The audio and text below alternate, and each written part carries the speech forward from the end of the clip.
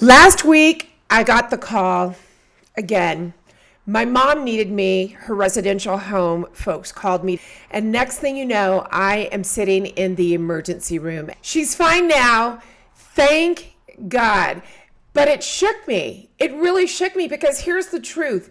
In our 50s, so many of us are suddenly juggling not just our own lives. We're juggling work, family, our businesses, our careers, our friendships.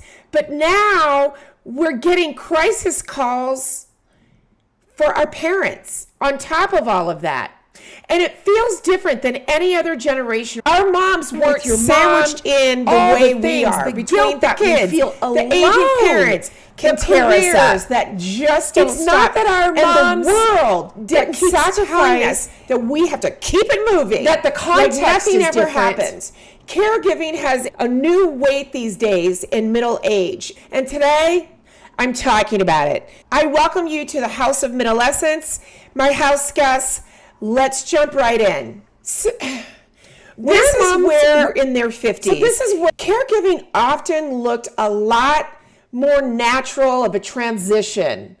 How many of you remember your parents taking care of their parents and taking care of their parents in the ways that we are today? Their careers often secondary, or they had more family members around to help and step in. It's just different because for us, it hits differently. We've fought to build our careers, to build our small businesses or large businesses. We have fought for our independence, and now we're asked to shift gears more often than not in an instant. That sudden role change from daughter to caregiver brings with it questions like, how do I balance this? How do I keep my sanity? How do I not lose myself? And who's caring for me during this time while I'm caring for everyone else? We're often stuck with that question. It's just a lot. It's the mental gymnastics that goes on for us, that shift. And I know if you have gone through this, you can relate to these feelings. It feels like emotional whiplash. That's what it feels like. Here's what nobody tells us. Nobody tells you. Nobody told me. It's not just logistics. It's identity. In one moment, you're living your life, you're leading a meeting, you're building your business, you're going to that big pitch. Maybe you just had that big pitch, or you're planning that big trip with your friends or family, and the next moment, you're holding your mom's hand in the emergency room. Emotional whiplash. There's guilt. The guilt. There's worry. And then there's that quiet whisper. Am I even equipped for this? Mentally, physically, all the things. And especially for those of us that are solo agers that don't have kids, this is a new thing for us to take care of someone in the manner in which we have to today. We just don't talk enough about the emotional load that comes with caregiving and in midlife. We just don't talk enough about it. It's not just time management, it's heart management. It's heart management. How do we deal with this? What changes overnight is that when you get the crisis call, everything changes. Your life in that instance changes. In that moment you get that phone call. It changes everything for you, your family member, your coworkers, your friends, everything, because you're showing up a little differently at times. Your calendar isn't just yours anymore. Your priorities reorder themselves, whether you like it or not. Especially if you're like me and your mom is your heart and soul. Everything changes. And then there's the perspective that shifts, whether you realize how fragile this balance of independence and dependence really is. It all changes. That's when caregiving becomes not just an act of love, but the act of survival of the fittest for them and for you. That's caregiving in the year 2025. That's caregiving for the Gen Xers, the boomers, and even the uppercase, as I like to say, millennials. The sandwich generation, it's just different. Caregiving versus today and then is simply different. Our generation of caregivers, we're rewriting what it looks like, but it's a lot of rewriting. It's almost an entire book that we are creating, loads and loads of chapters that we're navigating today. Fewer siblings and support systems to share the load. Parents are living longer, thank God. We are living longer, often with more complex health needs. Careers, businesses, we can't put on pause. We can't without financial consequences. The guilt trap of just feeling like you're not doing enough, spending enough time with your mom, all the things, the guilt that we feel alone can tear us up. This is where I want to share with you some of the things that I have learned, and I gladly welcome any other ideas you have. Listen, I have pages and pages of ideas and things that I had to learn on the fly, literally in 2023, Friday, March 17th, when our mom and I got the crisis call and my brother got the crisis call. Here are a few things that I've learned and I keep learning. Just this week, I'll share something that I had to make a decision on. Every time I talk about caregiving, I like to drop a few nuggets of practical tips, maybe some resources, some tools. Number one is keep a hospital to go bag ready for mom and for you. If your mom is living with you or your dad or your loved one is living with you, keep that to go bag ready to go. ChatGPT what needs to go in that bag if you have to, but keep it ready to go at all times. Now for me, my mom lives in a residential home.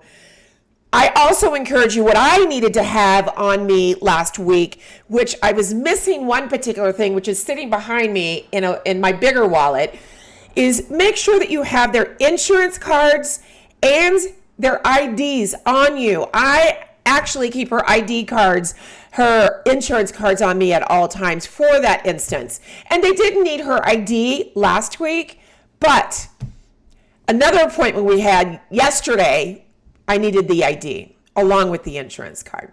Number two is know the medications. Just get the medications in your device so that you can immediately share all of the medications that they are on, whether they are pills or creams. Get it all together in one list so that you have. And then on top of knowing the medications, it's best to know what pharmacy as well. So if they're in a residential living home, you just need to connect the residential home with the hospital or the healthcare space that you're at. They can get all the information and they'll get the name of the pharmacy and all that.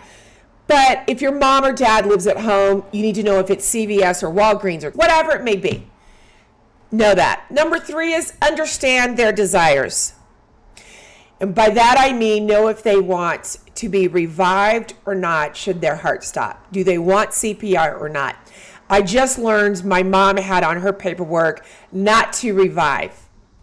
And when her nurse asked her if she wanted to change that to revive, my mom said no.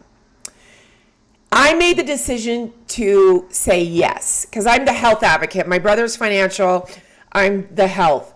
I decided to say yes because in today's day, and even though she's 88, the glorious, beautiful age of 88, there's so many miracles. It could be that her heart stops and they can get her going and nothing happens. Now, I know that my mom and I verbally have told each other years and years ago, just in passing, sometimes because we watched a show or what have you, we both know that we do not want to be revived is if there is a 80% chance, maybe even 70% chance that we will not have brain activity, do not revive.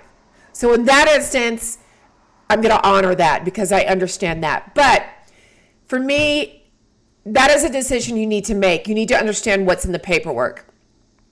Number 4 is ask for help regardless. I can't tell you how many conversations I have had with people that do not have the best of relations with their siblings, and those that do have great relationships with their siblings, but they are the ones that are left to do it all. They are left to do it all. It is absolutely not fair to one sibling, if there are more than one, to have to be responsible for all things, even if one sibling is the health advocate. So I highly recommend getting that business hat on and delegating. Don't try to do it all, because the mental toll that will take on your health and wellness will be greater than you should have. Split those parental duties. Both of you, all 3 of you, all 4 of you, however many, were all born by your mom. We should all be sharing the duties.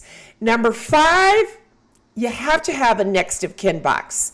You can actually look that up. There is a Colorado company that I learned about several years ago. Before I even got the crisis call, I had learned about a next of kin box. Make sure you have the next of kin box and all the information complete that's inside of that box. Google it, chat GPT it, but make sure you have who is the power of attorney and all the things. Make sure you have those things in order. I'm going to be back with more information, more ideas, more thoughts on even move-in day or finding the home when you need to, all those things that we had to endure, my brother and I, when we had gotten the call. These aren't perfect solutions, but they are simply reminders, in case you've heard of some of these things. They are reminders that you need to get it done, but they are also reminders that you are not powerless. Even when the situation feels like life is lifing, as if life is spinning, you're not powerless. And lean on your friends and your family members when you are feeling down. They will be with you. Make sure you're leaning on the ones that support you always. Here's where I'll land this. Here's where I'm landing the plane. Caregiving in our 50s is real. Caregiving in our 40s is real, and some of you are caregiving in your 60s. It's real, it's raw, it's unscripted, and it is reshaping actually, what midlife today looks like for many of us, what adolescence looks like. It's been reshaped. If you've gotten the crisis call, you know exactly what I mean. If you haven't yet, God forbid, you may get that crisis call one day, and I want you to be prepared. Be prepared, because there is a lot coming your way if you should ever get that crisis call.